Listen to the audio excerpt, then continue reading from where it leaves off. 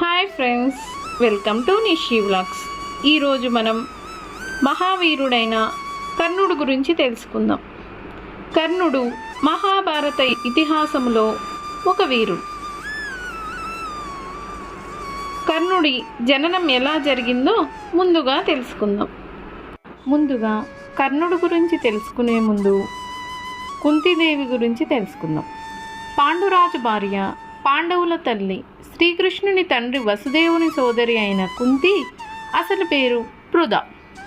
కుంతి భోజుడు అనే రాజుకు పిల్లలు కలగకపోవడంతో పృథను దత్తత తీసుకొని ఆయన కూతురిగా పెరిగినందువల్ల కుంతిగా ప్రసిద్ధికెక్కింది.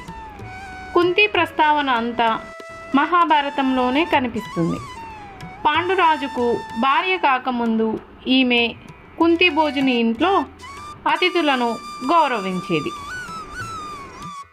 ఒకసారి దుర్వాస మహర్షి కుంతి రాజ్యానికి అతిథిగా వచ్చాడు. కుంతి భోజుడు కుంతితో అతని బస, అతని అవసరాలను చూడమని చెప్పాడు. అతని బస మరియు ఆమె శ్రద్ధతో కూడిన సేవలకు ముగ్ధుడైన దుర్వాస మహర్షి ఆమెకు కృతజ్ఞతలు తెలిపి ఆమెకు సిద్ధమంత్రాన్ని ఇచ్చాడు. ఆమె ఎప్పుడైనా కోరుకుంటే ఆమె తనకు బిడ్డను ఇవ్వడానికి ఏదైనా దేవతను పిలవవచ్చని ఆమెకు చెప్పాడు. యుక్త వయసులో ఉన్న కుంతికి ఆ విషయం ఆసక్తిగా మారింది. మంత్రం నిజంగా పనిచేస్తుందో లేదో తెలుసుకోవాలని ఆశ్చర్యపోయింది.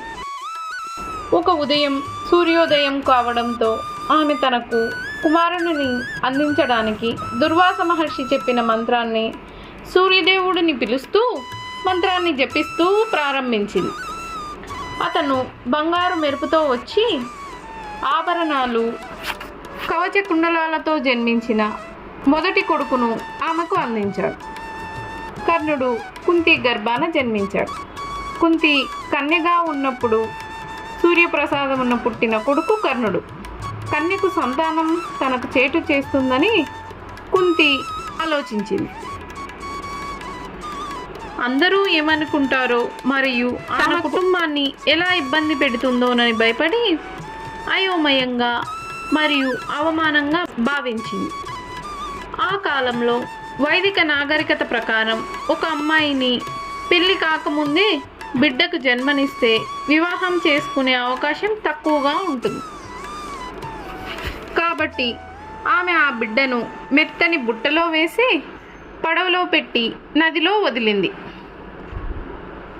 పడవ తేలుతూ అంగరాజ్యంలో ఉన్న గంగా నదికి చేరుతుంది. ఆ పెట్టె సూత వంశజుడు అయిన అతిరథుడు తన భార్య అయిన రాధకు దొరికింది. అందులో ఉన్న పిల్లవాడిని చూచి సంతానం లేని మాకు దేవుడు ప్రసాదించిన బిడ్డగా సంతోషంగా పెంచసాగారు. ఇది కర్ణుడి జననం.